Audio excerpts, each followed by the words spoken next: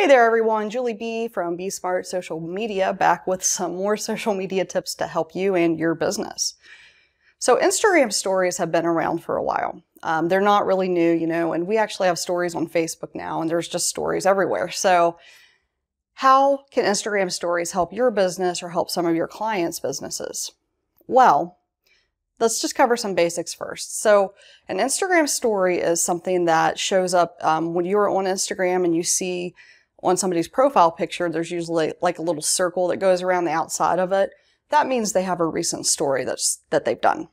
And if you click on it, then you'll see those stories that they've put out there. Now, stories typically stay live for 24 hours unless you select to highlight them. And then if you highlight them, they stay on your profile indefinitely. And they'll just stay there until, you take them down. Now, it is an overall pretty effective way to still get organic views on your profile, on your brand. Organic just simply means not paid. So, you can do a story and it is going to be seen by people will get notified if they follow you, unless they've turned that off. They will get a notification saying, Julie B created a new story, check it out. And so it does help drive up organic views. But what kind of content does really well on stories? Well, there's really three that we look for. So number one is behind the scenes footage, something that isn't quite what you would normally put in your Instagram feed. So teamwork, behind the scenes, volunteer activities, that type of stuff, how something's getting made. Those are all things that do really, really well in stories.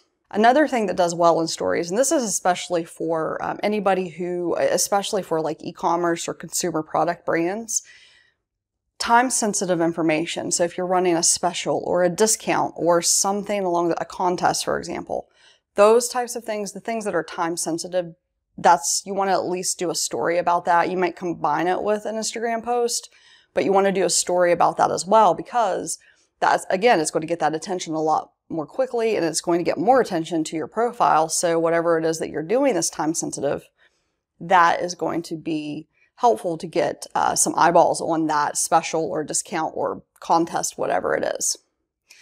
And then finally, any special announcements do really well in Instagram stories. So that might be the founder speaking through a short video about a new product line that's coming out, or a new partnership they're working on, or a new brand ambassador they're super excited about, or it might just be a new hire. Those special announcements, those new announcements, those do really, really well in stories too.